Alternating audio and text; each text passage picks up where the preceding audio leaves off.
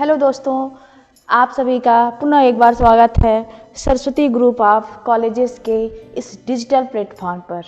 आज home science की class में बीए फर्स्ट सेमेस्टर में हम पढ़ेंगे संवेगात्मक विकास की विशेषताएं। जैसा कि हम पढ़ रहे हैं आरंभिक बाल्यावस्था, उसी के अंतर्गत ये विकास की अवस्थाएं आती हैं, जिसमें हम आज पढ़ेंगे संवेगात्मक विकास की विशेषताएं।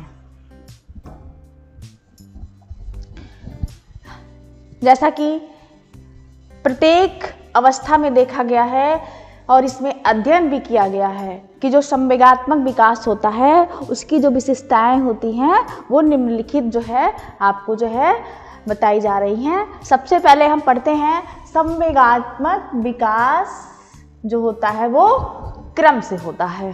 संवेगात्मक विकास जो होता है वो क्रम से होता है। संवेगात्मक विकास एक प्रक्रिया है जिसको हम क्रमिक प्रक्रिया कहते हैं, जो विभिन्न अवस्थाओं में जो है क्रमिक रूप में चलता रहता है। जैसे शैशवावस्था में शिशुओं में जो है कोई विशिष्ट संवेग नहीं पाए जाते हैं। जैसे जब शैशवावस्था होता है उसमें क्या होता है कि बच्चों में कोई इसका जो रूप होता है वो विशिष्ट संवेग नहीं पाए जाते हैं, और लेकिन जैसे जैसे वह क्या करता है, बच्चा जो है वातावरण से परिचित होता जाता है तो उसमें जो है संवेग का विकास जो है वो होने लगता है।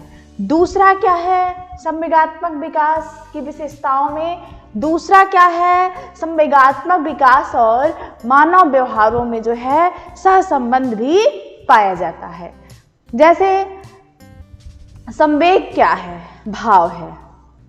संवेग जो है भाव है और भाव को ही वह जन्म देता है। संवेग की उत्पत्ति क्या होता है, वह मानव के व्यवहार से होता है। मानव व्यवहार जैसा करता है उसी से जो है हमारे संवेग की उत्पत्ति होती है। संवेग की उत्पत्ति किससे होती है, मानव के व्यवहार से होती है। मानव जो भी क्रिया करता है अंत में उससे सुख या दुख के जो भी भाव दिखते हैं अर्थात उसकी उत्पत्ति होती है, वही जो है संवेगात्मक विकास और मानव के व्यवहार में सहसंबंध भी जो है पाया जाता है। तीसरा जो है, तीसरी विशेषताएं क्या है आपका, संवेगात्मक विकास साधारण से जटिल की ओर होता है। संवेगात्मक विकास में देखा जाता है तो सामान्य से जटिल का क्रम पाया जाता है। संवेगात्मक विकास में जो सामान्य से लेकर एक जटिल का क्रम पाया जाता है।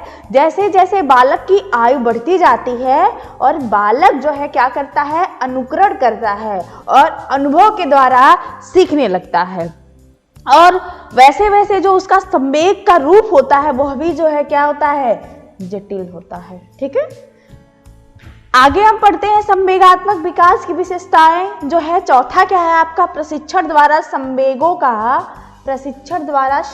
का परिमार्जन किया जा सकता है। मतलब इसको प्रशिक्षण के द्वारा इसका परिमार्जन किया जाता है। कहने का तात्पर्य यह है बच्चों की जो व्यक्ति अपने संवेग का प्रकटीकरण उचित ढंग से उचित तरीकों से अगर करता है तो उसका संवेगात्मक विकास जो है देखा जाता है तो वह सही तरीके से होता है। ठीक है, अब आते हैं हम पांचवा संवेगात्मक विकास में हम पढ़ते हैं उसकी विशेषताओं में। संवेगात्मक जो होता है वो विकास में परिपक्वता, अनुभव और वृद्धि से आती है। जो संवेगात्मक विकास की जो विशेषताएं होती हैं वो क्या है, परिपक्वता से होता है, अनुभव की वृद्धि से होता है। यानी कहने का मतलब क्या है कि जैसे ही आयु बढ़ती है, आयु बढ़ने के साथ साथ संवेग में देखा जाता है तो परिपक्वता भी आती है। जैसे क्या है कि शैशवावस्था में देखा जाए, बाल्यावस्था में देखा जाए, किशोरावस्था में देखा जाए, प्रौढ़ावस्था में देखा जाए, सब में देखा जाता है तो जो हमारा संवेगात्मक विकास होता है उसमें वृद्धि होती जाती है, वह परिवर्तन होता जाता है उसमें। आगे हम पढ़ते हैं आरंभिक बाल्यावस्था में संवेगात्मक विकास। इसमें क्या होता है कि जब आरंभिक बाल्यावस्था शुरू होती है तो उसमें संवेगात्मक विकास जो है वह जो है कैसे होता है इसके बारे में हम पढ़ेंगे आज। जैसे क्या है कि संवेगशीलता का समय क्या होता है, आरंभिक बाल्यावस्था में बढ़ता है। संवेगशीलता का समय जो है आरंभिक बाल्यावस्था में बढ़ता है, जिसमें क्या होता है, मचलना हुआ, तीव्र भय, मचलना हुआ, तीव्र भय। उसके बाद क्या है कि ईर्ष्या का रूप जो है अधिक दिखाई देता है। इस समय क्या होता है, किस अवस्था में, आरंभिक बाल्यावस्था में, अर्थात 2 से लेकर 6 वर्ष में। इसमें क्या है कि जो देखा जाता है कि संवेग का विविक्तीकरण क्या होता है, अधिक होता है, जिसमें बालक के भाव को पहचानना जो है बेहद आसान हो जाता है। बालक में तीव्र संवेगात्मक जो होते हैं, जैसे कहा गया है कि इसमें तीव्र भय होता है, तो वो किन कारणों से हो सकता है, तो सबसे पहले देखा जाता है तो पहला है भोजन कम ग्रहण करने पर थकान होती है। दूसरा देखा जाता है तो मेहनत के साथ बहुत समय तक खेलते रहने से या जो है क्रियात्मक कार्य करने से थकान होती है। फिर तीसरा क्या है, मन के विरुद्ध कार्य होने पर जो है थकान हो जाती है। आगे हम पढ़ते हैं कि संवेगशीलता के अंतर क्या होते हैं। ठीक है, संवेगशीलता के अंतर क्या होते हैं। इसमें क्या है कि आरंभिक बाल्यावस्था में देखा जाता है तो अलग अलग बालकों या फिर एक ही बालक में देखा जाता है, तो जो समय होते हैं वो संवेगशीलता में क्या होते हैं, बहुत ही भिन्न होते हैं।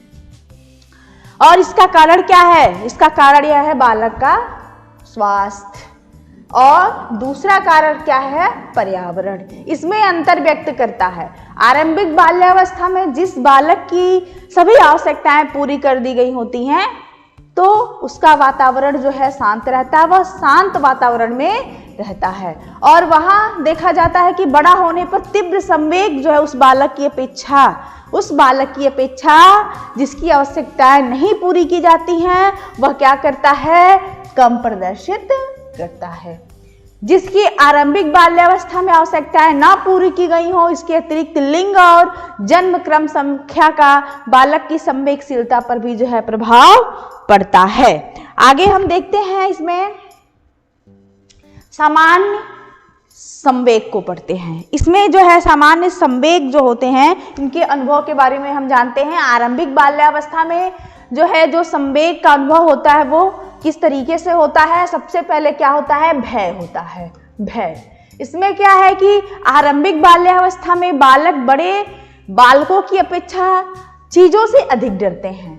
जैसे बालक का बुद्धि विकास होता है, जैसे जैसे बालक का बुद्धि विकास होता है, वह क्या करता है, खतरों को जो है पहचानने लगता है। ध्यान रहे, किसका विकास हो रहा है, बुद्धि का विकास।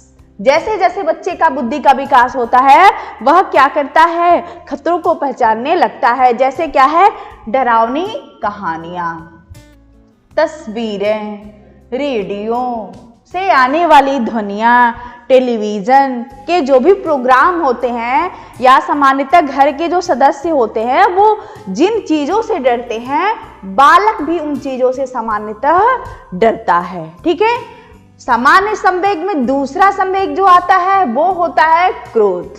इसमें क्या है कि आरंभिक बाल्यावस्था में देखा जाता है कि जो है क्रोध जो होता है वो सबसे अधिक जो है, क्रोध जो होता है सबसे अधिक जो है अमान्य संवेग होता है। कौन सा संवेग होता है, अमान्य संवेग होता है। तीसरा जो है हम संवेग की बात करते हैं, तीसरा हमारा क्या है, हर्ष। ठीक है, आरंभिक बाल्यावस्था में बालक को कई बातों से हर्ष होता है, खुशी होती है। ठीक है, यही चीज होता है।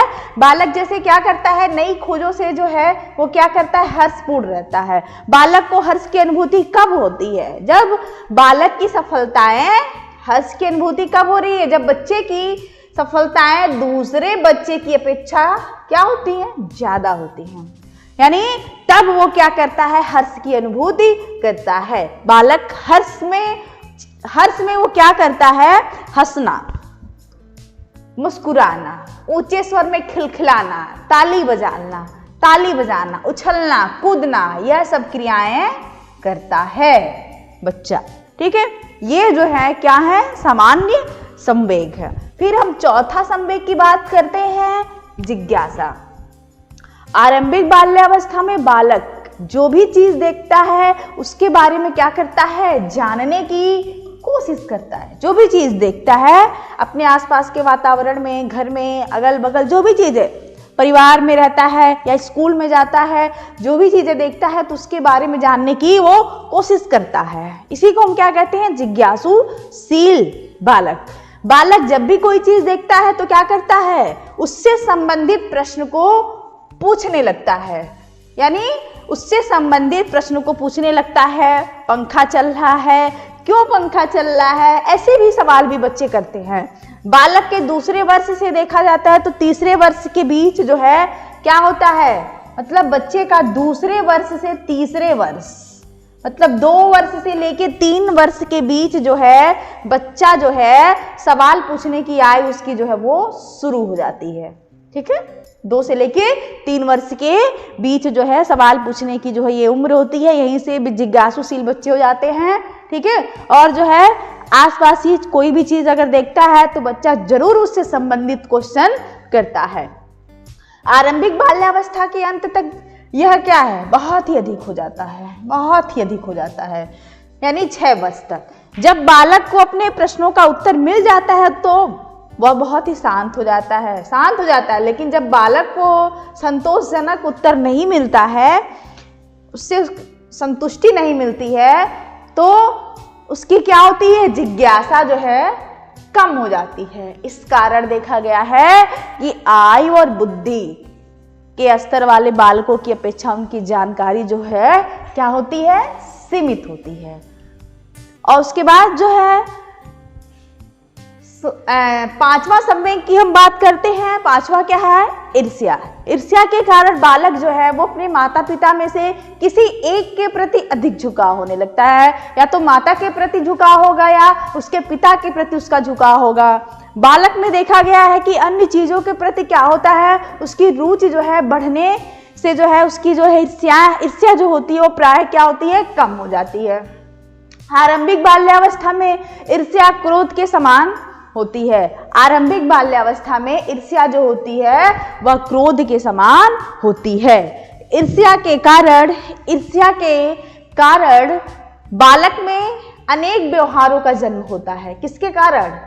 ईर्ष्या के कारण बच्चे में जो है अनेक व्यवहारों का जन्म होता है। और वो व्यवहार की जो क्रियाएं होती हैं वो कैसी होती हैं? जैसे बच्चा जब क्रोधित होता है तो क्या करता है? अंगूठा चूसता है, फिर क्या करता है? नाखून काटता है, खाना खाने से इनकार कर देता है। ये हमारा सब ईर्ष्या के संबंधित आते हैं। फिर जिद करना, दांत कटकटाना, बीमारी का बहाना करना, यह सब जो है ईर्ष्या के अंतर्गत आते हैं। ईर्ष्या के ही ये लक्षण हैं। ठीक है, हम पढ़ रहे हैं सामान्य संवेग। उसके बाद 6वां देखा जाए तो 6वां जो संवेग होता है वो क्या होता है? स्नेह होता है। आरंभिक बाल्यावस्था में बालक अपने परिजनों के द्वारा दिए गए सुख और संतोष के कारण, किसके कारण? सुख और संतोष के कारण उनसे क्या करता है? स्नेह करना सीखता है। यह एक क्या है? सुख है। सुख है, यह भी क्या है? हमारे संवेग से ही संबंधित है। बालक के माता पिता जिस प्रकार उससे स्नेह करते हैं वह उस स्नेह को क्या करता है? अपने घर के पालतू जानवर और खिलौने के साथ क्या करता है? करने का वो प्रयास करता है। वही स्नेह जो ठीक उसके माता पिता जो बच्चे के साथ स्नेह करते हैं, वह बच्चा वही स्नेह जो है वही प्यार दुलार अपने पालतू जानवर के साथ करता है, खिलौनों के साथ करता है।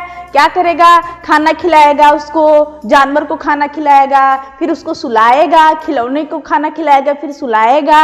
ये सारी चीजें वो करता है। ये सब हरकतें बच्चा करता है, उसका प्रयास करता है। उसके बाद बालक का स्नेह क्या होता है? उसके व्यवहार को क्या करता है? प्रदर्शित करता है।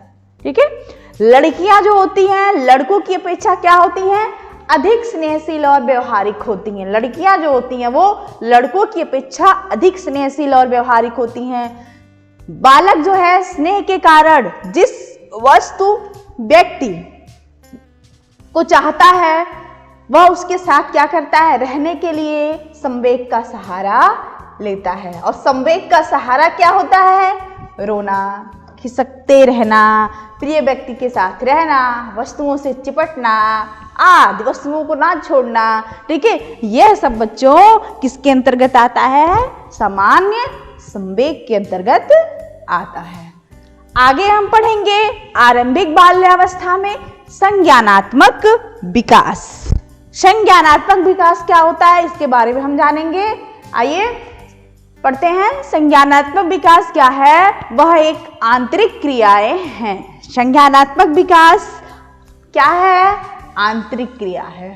आंतरिक क्रिया है जिनका सीधा संबंध किसके साथ होता है? मस्तिष्क और नाड़ी संस्थान से होता है, सीधा संबंध होता है, ठीक है। जिनके विकास से ही बालक के संज्ञान में क्या होता है? विकास होता है।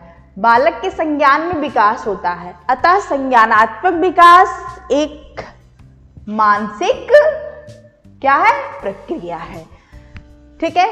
फिर जिन पियाजे ने क्या कहा है कि संज्ञानात्मक विकास की 4 अवस्थाओं में से पूर्व संक्रियात्मक अवस्था या 2 से लेके 7 वर्ष में, 2 से लेके 7 वर्ष में आरंभिक बाल्यावस्था का इन्होंने क्या किया है? वर्णन किया है। यहाँ पर वर्णित किया जा रहा है किसके अनुसार? जिन पियाजे के अनुसार कि 2 से लेके 7 वर्ष की अवस्था को जो है संक्रियात्मक अवस्था कहते हैं। 2 से लेके 7 वर्ष की अवस्था को संक्रियात्मक अवस्था कहते हैं। इस अवस्था में बालक की क्या होती है? मानसिक अभिव्यक्ति की योग्यता का जो है बहुत ज्यादा विकास होता है, ठीक है। इस अवस्था के जो बालक होते हैं वह क्या करते हैं? अपने जो पूर्व की सूचनाएं होती हैं, जो विचार होते हैं या जो घटना होता है उससे वो क्या करते हैं? प्रकाशन करते हैं और साथ ही क्या करते हैं? नवीन विचारों और सूचनाओं को एकत्रित करते हैं, उसका संग्रहण भी करते हैं। और क्या किया जाता है कि बच्चा जो होता है वह स्वकेंद्रित ना रहकर क्या करता है? वह समूह प्रेमी बनता है तथा दूसरों के संपर्क में क्या करता है? आकर ज्ञान सीखता है। दूसरों के संपर्क में आकर ज्ञान सीखता है और क्या करता है? वह अपने विचारों का आदान प्रदान भी करता है। फिर ये किसके अनुसार हम पढ़ रहे हैं? जिन पियाजे के अनुसार। फिर बाद में यह मान भी लेते हैं कि भाषा हमारी क्या है? मानसिक अभिव्यक्ति है। भाषा क्या है? मानसिक अभिव्यक्ति है, जिसमें देखा जाता है कि जो एक सशक्त महत्वपूर्ण माध्यम भी है। भाषा जो है एक सशक्त महत्वपूर्ण माध्यम भी है। इसके द्वारा, भाषा के द्वारा क्या करते हैं? हम अपनी सोच, चिंतन, तर्क, विश्लेषण, इन सारी चीजों को क्या करते हैं? अभिव्यक्त करते हैं। अपने विचारों को एक दूसरे के जरिए जो है आदान और प्रदान भी करते हैं। फिर क्या कह रहा है कि जो अभिव्यक्ति कर सकते हैं, वातावरण में घटित होने वाली घटनाओं पर भी जो है क्या किया जाता है? प्रतिक्रियाएं भी व्यक्त कर सकते हैं, ठीक है। उसके बाद क्या है कि बालकों ने जो है संज्ञानात्मक विकास में देखा जाता है कि संज्ञानात्मक विकास जो है बच्चों में जो है भाषा का बहुत ही महत्वपूर्ण स्थान दिया गया है। और क्या है कि जो संवेदी प्रेरक अवस्था में जो बच्चा होता है, ठीक है, उसमें क्या होता है? बालकों के मन मस्तिष्क पर जिन वस्तुओं और घटनाओं का जो चित्र अंकित हो जाता है, छा जाता है, उन्हीं से वह क्या करते हैं? शब्दों को जोड़ने का प्रयास भी करते हैं। जिन पियाजे का मानना यह भी है कि इस अवस्था मतलब 2 से लेकर 7 वर्ष के बालकों में संज्ञानात्मक परिपक्वता का जो है अभाव भी पाया जाता है। कौन से विकास का? संज्ञानात्मक विकास के परिपक्वता का। इसी कारण जो है क्या होता है कि जो समस्या में केवल एक ही पक्ष पर अपना क्या करता है? ध्यान भी केंद्रित करता है, एक ही पक्ष पे ध्यान केंद्रित करता है और वातावरण में जितनी भी घटनाएं घटने वाली होती हैं, जो घटित होती हैं, बच्चा उसको देखता है और देखने के साथ साथ समझता भी है और उसके प्रति क्या करता है? अपनी प्रतिक्रियाएं भी करता है। जैसे बालक, एग्जाम्पल दिया जा रहा है कि जैसे बच्चा है वह आकाश में इंद्रधनुष को देखकर बहुत ही प्रसन्न होता है, परंतु वह यह नहीं समझ पाता है कि आकाश में इतना सुंदर सतरंगी धनुष का निर्माण किस प्रकार हुआ, कैसे हुआ, यह समझता नहीं है। लेकिन चीजों को देख के वो क्या करता है? मुस्कुराता है। आगे हम पढ़ते हैं आरंभिक बाल्यावस्था में भाषा विकास। आरंभिक बाल्यावस्था में भाषा विकास एक ऐसा माध्यम है जिसके द्वारा क्या किया जाता है कि जो मनुष्य होता है वह अपने भाव, विचार, अनुभव, अपने तथ्य विश्लेषण को क्या करता है, एक दूसरे मनुष्य तक पहुंचाने के लिए तत्पर रहता है।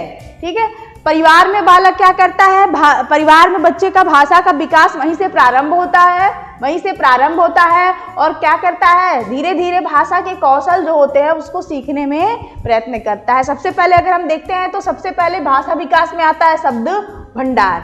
इसमें क्या होता है कि आरंभिक बाल्यावस्था में जो शब्द भंडार होते हैं वो बढ़ते जाते हैं। इसके अध्ययन में देखा गया है कि 4 वर्ष की आयु में 5600 शब्दों का और 5 वर्ष में नए 9600 शब्दों का विकास होता है। इस आयु में बालक संज्ञा के साथ साथ क्या करता है, सर्वनाम और क्रिया का भी प्रयोग करता है और बालक जो है विशिष्ट शब्दों को सीखने में रुचि लेता है। सामान्य शब्द तो जानता ही है लेकिन विशिष्ट शब्दों को सीखने में रुचि लेता है। इसके साथ बालक जो है रंगों की जो है वह पहचान करने शुरू कर देता है। दूसरा अगर हम विकास है भाषा विकास में क्या है, अर्थ भंडार। बालकों में अर्थ भंडार का विकास भली प्रकार से होना चाहिए जिससे वह उसका जब वह स्कूल में प्रवेश हो तब उसके पास इतना अर्थ भंडार हो कि वह अपरिचित लोगों की हिदायतें, शिक्षक की वाणी या जो कहानी उसे पढ़कर सुनाई जाती है उसका सही अर्थ समझ सके। इसके लिए आजकल क्या है, अनेक साधन भी उपलब्ध है, जैसे टेलीविजन है, रेडियो है, कंप्यूटर है, खिलौने हैं। यह सब क्या करते हैं, बच्चों को पढ़ना भी सिखाते हैं यह सब साधन।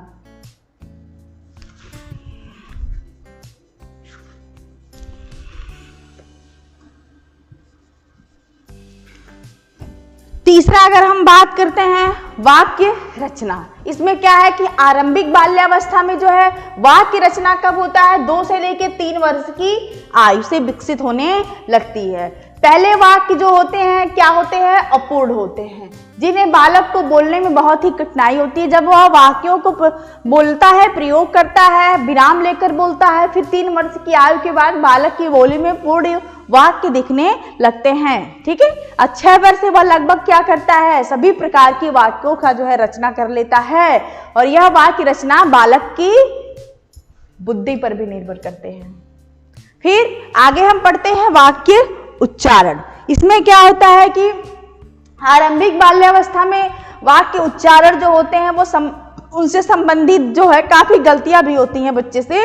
बालक एक वचन और बहुवचन का प्रयोग करने में संबंधी ज्यादा अंतर नहीं कर पाता है। इसके अतिरिक्त देखा जाता है तो संज्ञा हुआ, क्रिया हुआ, संज्ञा हुआ, क्रिया हुआ, इन शब्दों में बच्चा ज्यादा अंतर समझ नहीं पाता है। बालक का घर पर जो है स्कूल जाकर रेडियो टेलीविजन आदि के द्वारा मतलब यह जो है अपने शब्दों को वो ठीक कर सकता है या उसको और जो है उच्चारण से लेके विकसित कर सकता है। आगे हम बात करते हैं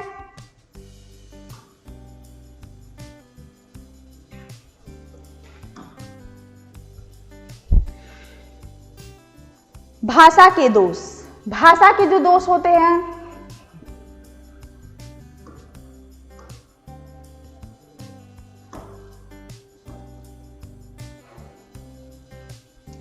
भाषा के दोष,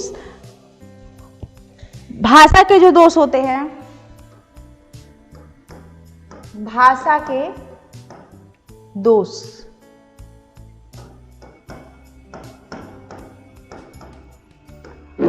भाषा के दोष, इसमें क्या होता है कि यह जो भाषा के दोष होते हैं वो मुख्य रूप से 3 प्रकार के होते हैं। मुख्य रूप से 3 प्रकार के होते हैं। पहला क्या होता है, तुतलाना। यह सब भाषा के दोष में आते हैं, तुतलाना। दूसरा क्या है, हकलाना, हकलाना। फिर तीसरा क्या है आपका, अस्पष्ट उच्चारण, अस्पष्ट उच्चारण।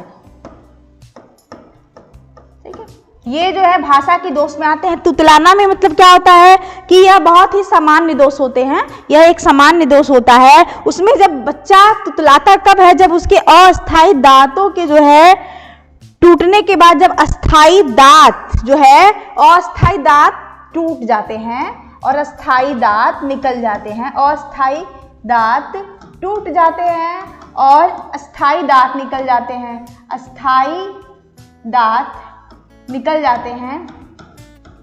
इसमें भी बच्चा क्या करता है, यह एक सामान्य दोष होता है, ठीक है। इनके बीच काल में जो रिक्तता होती है, इसलिए बच्चा क्या करता है, तुतलाना शुरू कर देता है। हकलाना, हकलाना शब्द जो है वह ध्वनियों को जो है रुक रुक कर दोहराया जाना चाहिए, जिसमें बच्चा जो है हकला कर बोलता है, आप क्या कर रहे हो, आप क्या कर रहे हो। ये चीज़ें जो है वो बोल नहीं पाता है, बीच बीच में हकलाता है। हिचकिचाना, शर्माना, ठीक है, ये सब चीज़ें आती हैं। फिर अस्पष्ट उच्चारण में जो है बालक उच्चारण सही तरीके से नहीं कर पाता है। इसमें बच्चा क्या करता है कि जैसे बालक के होंठ और जीभ और जबड़े की जो है क्या होता है, असंतुलन क्रिया होता है। इसके कारण जो है उसके उच्चारण जो होते हैं वो स्पष्ट नहीं होते हैं। बोलने में बहुत उत्तेजना होती है, जल्दी से चीज़ों को ख़त्म करना चाहता है, इसलिए जो है यह भी जो है एक कारण होता है और स्पष्ट उच्चारण का। ठीक है बच्चों, तो फिर ये